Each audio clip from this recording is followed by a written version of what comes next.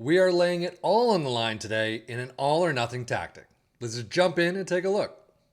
We're also getting a bit academic with it, as this one it was used with the Académica squad in Portugal. It shows the picture of it shows the actual players there. This is called the 4-3-3 all or nothing.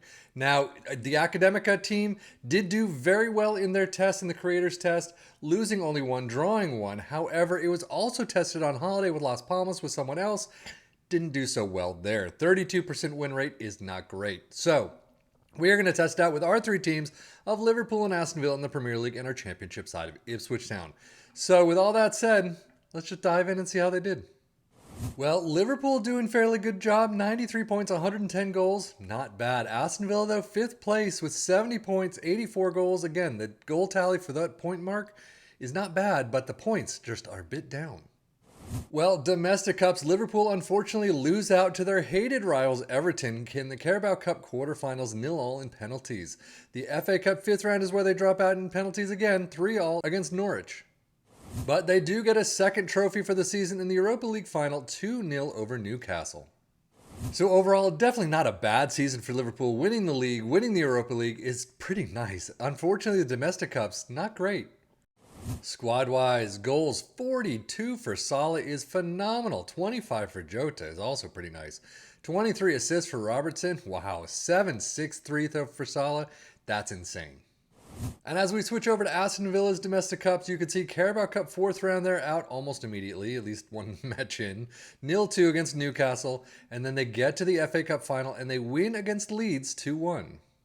Almost picking up a second trophy in the Conference League. They get to the final, unfortunately lose out 1-2 against Brighton. So overall, the Premier League 5th place is, it's okay, but it's not great. We've seen them higher in other tactics. Winners of the FA Cup, runners-up in the Conference League are pretty nice. 4th round of the Carabao Cup's not so much. And squad-wise, you can see 35 goals for Ollie Watkins, 26 for Diaby, Zaniolo with 23 there. Assists, 20 for Digne, 17 for Zaniolo, and then average rating Ollie Watkins with a 7.38. Data hub, though, for Liverpool, very well done attacking, very well defensively, not too bad at all this season. 2.89 goals per game is actually a little bit down from others we've seen, but still pretty nice. 0.71 conceded, 0.93 xG against.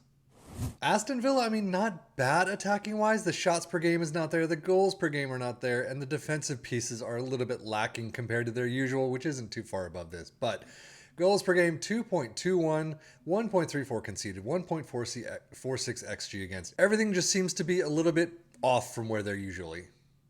Premier League stats, 2.45 points per game for Liverpool, Aston Villa with 1.84. Most goals, first and second, 110 for Liverpool, 84 with Aston Villa, tying Manchester City. Fewer shots against Liverpool in third with 283, 424 just making the list in 8th for Aston Villa. Most possession, 57% for Liverpool, 55 for Aston Villa. Most dribbles made, first and second there as well, 796 for Liverpool, Aston Villa with 727. And most shots for 635 for Liverpool, 539 for Aston Villa. But now, of course, Ipswich Town doing a fantastic job as usual. 107 points, 139 goals. They really rocked the championship yet again.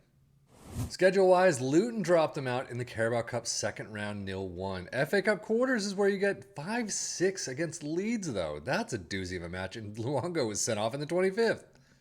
All in all, the championship, fantastic job as usual. Only 2 teams with over 100 points, very well done. Quarterfinals of the FA Cup is pretty fantastic.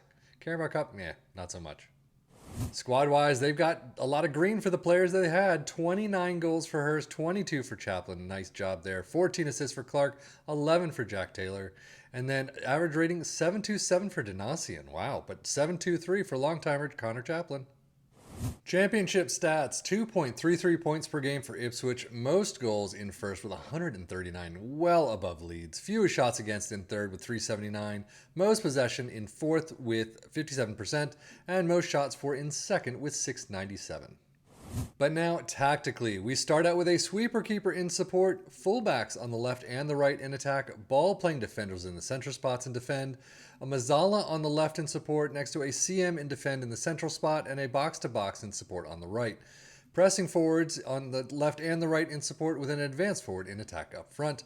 Attacking mentality, in possession attacking with his fairly narrow approach plays pass into space and play out of defense. Passing directness is shorter, tempo slightly higher, low crosses, work the ball in the box, run at defense, and be more expressive. In transition, counterpress, hold shape this time around, slow pace down this time around, and distribute to the back line.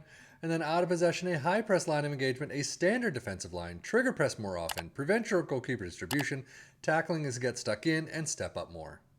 So how did it do overall for our three teams? I mean, it seems to be the average, at least in the last couple of tactics that we've tried. Ipswich clear front runners, 107 points, 139 goals. It's pretty through the roof.